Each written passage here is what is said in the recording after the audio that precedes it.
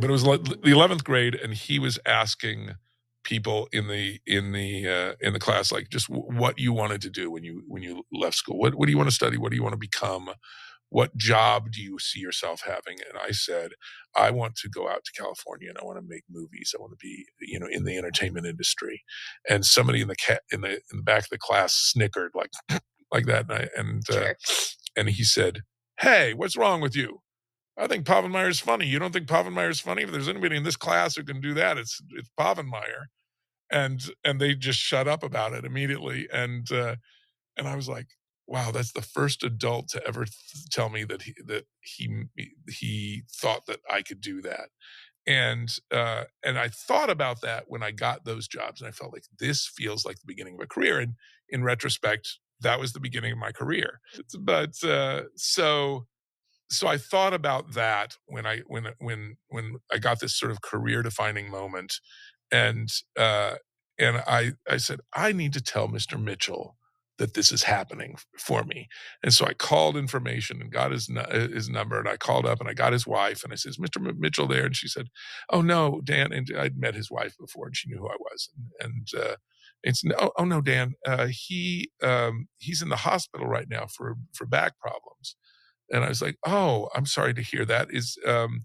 If I wrote a letter to him and sent it to you, would you take it into him?" And she said, "Yeah, absolutely. I will do that." And so I went and bought an envelope, like a box of envelopes, but I didn't have an So envelope. sweet. And like I had stamps because I was always paying bills.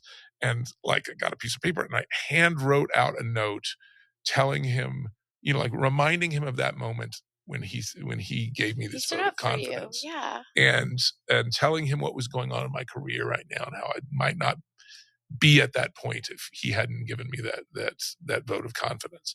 And I sent it to his wife, and then I didn't hear anything for like 6 months or something. And then he calls me one day, and I answer the phone. He says, "Dan Povenmire, this is Jim Mitchell." I say, "Well, hi, Mr. Mitchell. How you doing?" He's like, "I'm doing really good, and I just wanted to call you and tell you." Clear your throat. Clear your throat. He said, "I just wanted to tell you that you saved my life." And I'm like, I'm trying so hard not to cry. and I said, "Really? Why? How did I do that?" And he said, "Well, when my wife told you I was in the hospital for back problems, that was a lie of sorts. What I had what you guys in California refer to as a nervous breakdown. He had been hospitalized for depression. He felt like he had never made a difference in his students' lives, and, and he was at the lowest point in his entire life. And at that moment is when his wife came in and handed him this letter from me, telling him what a difference he had made in my life." Like and subscribe to experience more heartwarming stories. Discover the magic of how making one life better can bring light and joy to your own.